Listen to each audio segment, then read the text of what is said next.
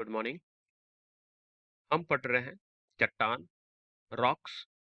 और रॉक्स में अभी तक हमने पढ़ा है उसका केमिकल कंपोजिशन। उसके बाद चट्टान का अर्थ क्या है, चट्टान की उत्पत्ति किस प्रकार से होती है, उत्पत्ति के आधार पर चट्टानों के प्रकार, उसका क्लासिफिकेशन, इग्निस रॉक कैसे बनती है। उसके बाद हमने इग्निस रॉक के कुछ प्रकारों को आपस में अलग अलग तरीके से समझा, क्या क्या अंतर पाया जाता है अलग अलग प्रकार की इग्निस रॉक में। उसके बाद हमें उनकी विशेषताओं के बारे में पता चला कि उनकी कौन-कौन सी विशेषताएं होती है। यहाँ तक हमने पिछली कक्षा में पढ़ लिया है। आज हम इससे आगे स्टार्ट करते हैं कि जो इग्निस रॉक होती है उन्हें भी क्या हम दो या दो से अधिक भागों में बांट सकते हैं। ठीक है, तो उसका क्लासिफिकेशन ऑफ इग्निस रॉक है, तो उसको हम समझ लेते हैं कि यद्यपि सभी चट्टानें जो होती हैं वह गर्म व पिघले हुए लावा या मैग्मा के ठंडे होने से बनती है। हमने कहा कि इग्निस रॉक जो होती है या आग्नेय चट्टानें, उनके निर्माण के पीछे सबसे बड़ा जो तत्व होता है जिससे ये बनी है वो है लावा।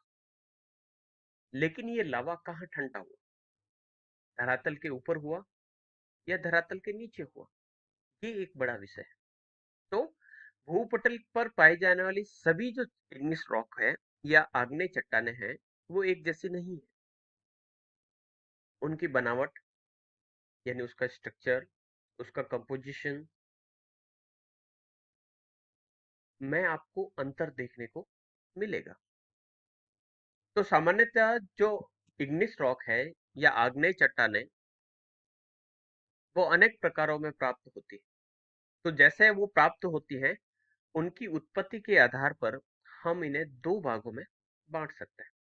एक है इंट्रूसिव और दूसरा है एक्सट्रूसिव, अंतर्भेदी या अंतः निर्मित चट्टानें, और दूसरा है बाह्य निर्मित चट्टानें। यहाँ पर हम समझ लेते हैं कि इंट्रूसिव और एक्सट्रूसिव में क्या अंतर है। इंट्रूसिव का अर्थ होता है कि चट्टानें भूगर्भ के अंदर बनी है, जो मैग्मा है।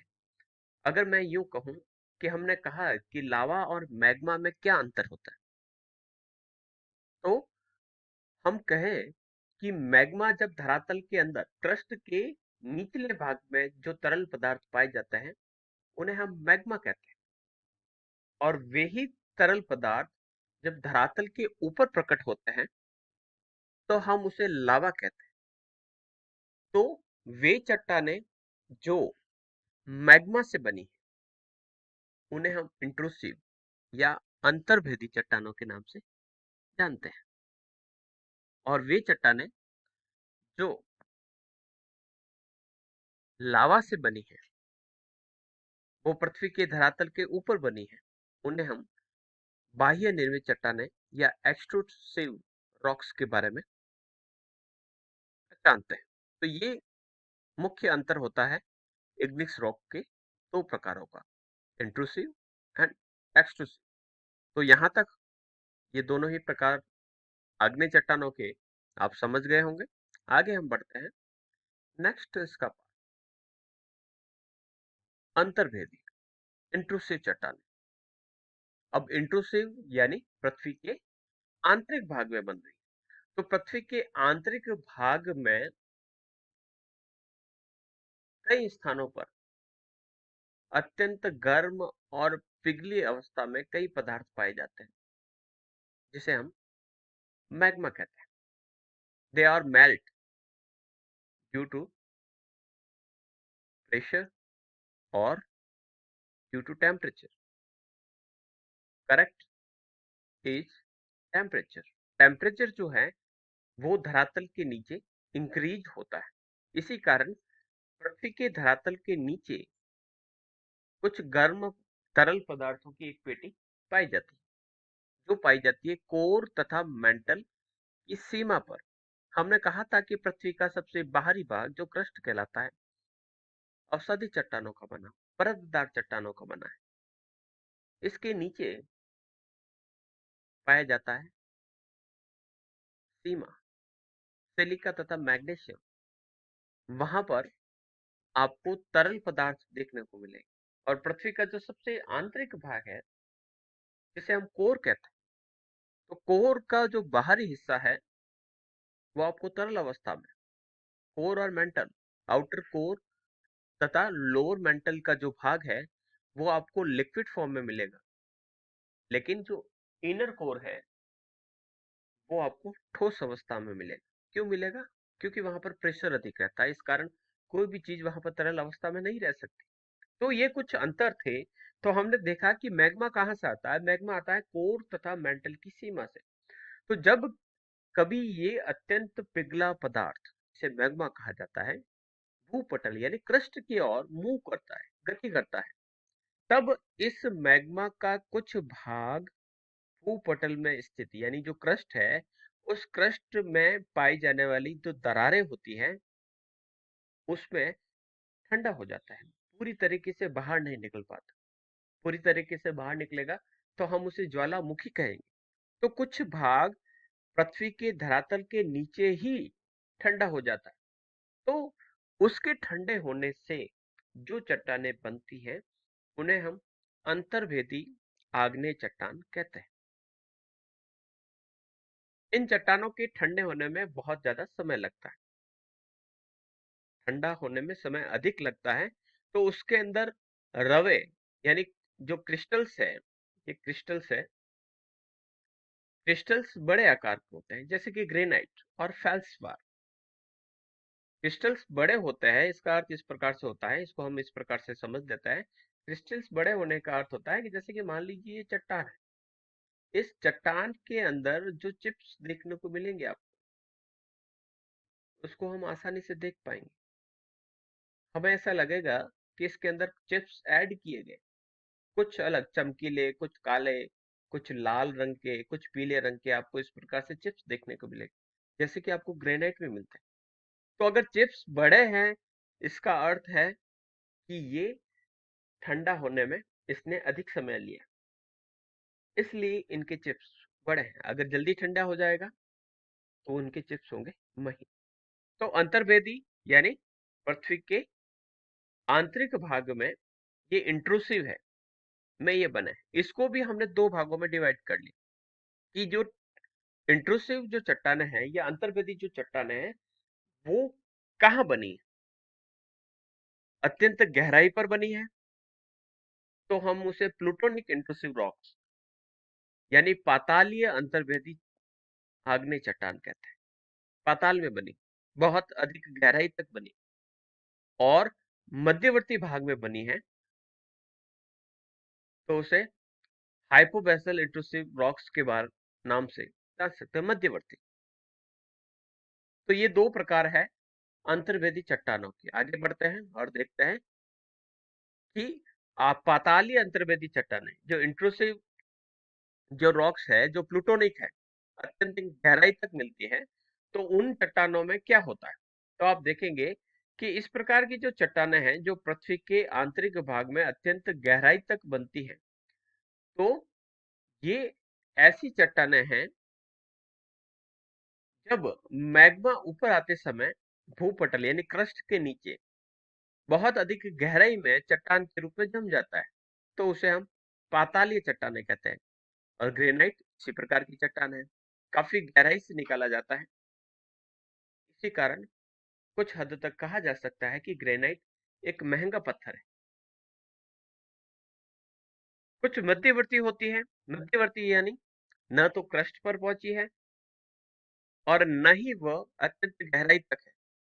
तो बीच की जो चट्टानें होती है जो कम गहराई पर पाई जाती हैं, तो इनके निर्माण में जब मैग्मा बहुत कम गहराई पर ठंडा हो जाता है तो इस प्रकार की चट्टानें बनती हैं। और इनके जो रवे यानी जो क्रिस्टल्स होते हैं वो छोटे होते हैं। ग्रेनाइट में हमने देखा कि जो रवे होते हैं वो काफी बड़े होते हैं। तो दोनों ही आग्नेय चट्टानें हैं लेकिन इसमें रवे काफी छोटे होते हैं। इस प्रकार की जो चट्टानें होती है वो भूपटल यानी क्रस्ट में या क्रस्ट के नीचे जो भी दरारें होती हैं, ये जो खाली स्थान जहां पर भी मिलता है, उस खाली स्थान में वह पहुंचकर विभिन्न प्रकार की चट्टानें बनाता है। इन चट्टानों में प्रमुख हैं लैकोलिथ, बैथोलिथ, फैकोलिथ, लैपोलिथ, सिल, डाइक, ये प्रमुख प्रकार है। अब समझ लेते हैं कि ये होते क्या हैं, लैकोलिथ, फैकोलिथ, बैथोलिथ क्या होते हैं। उससे पहले हम देखते हैं फर्क क्या है, कि इंट्रूसिव क्या होते हैं और एक्सक्लूसिव क्या होते हैं। आप देखेंगे कि यहाँ पर एक क्लासिफिकेशन आपके सामने प्रस्तुत है, बीच में एक लाइन है, उससे हमने दोनों को डिवाइड किया है। ये है इंट्रूसिव और है ये एक्सक्लूसिव। अब इंट्रूसिव जो रॉक्स है उसको आप देखेंगे कि क्रिस्टल, सबसे पहले हम क्रिस्टल्स की बात कर ले। देखिएगा यहाँ पर इस चट्टान के जो टुकड़े के बीच में आपको क्रिस्टल अच्छी तरीके से नजर आ रहे हैं कि हाँ उसके अंदर कुछ चिप्स है, कुछ उसके अंदर क्रिस्टल्स नजर आ रहे हैं। यहाँ पर आपको क्रिस्टल्स नजर आएंगे लेकिन कम। अब देखें तो ये है डायोराइट, ग्रेनाइट, पैग्मेटाइट एंड गैब्रो।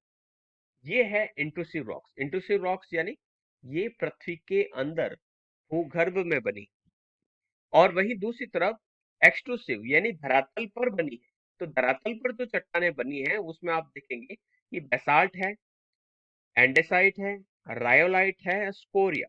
इस स्कोरिया को हम ज्वालामुखी का जो उद्भेदन पढ़ेंगे उस समय अच्छी तरीके से और भी देखेंगे कि इनकी बनावट किस प्रकार की। तो ये सब अंतर आप देख पा रहे हैं कि इंट्रूसिव और एक्सट्रूसिव यानी अंतर्भेदी चट्टानें, यानी पृथ्वी के आंतरिक भाग में गहराई तक मिलने वाली चट्टानें, और एक्सट्रूसिव यानी पृथ्वी के धरातल पर मिलने वाली चट्टानों में बेसिकली क्या अंतर देखने को मिलता है। आगे बढ़ते हैं और देखते हैं कि ये जो मध्यवर्ती जो चट्टानें होती है वो किस प्रकार की होती है। अब इसको समझते हैं कि लेकोलिथ फैकोलिथ किस प्रकार से बनता है।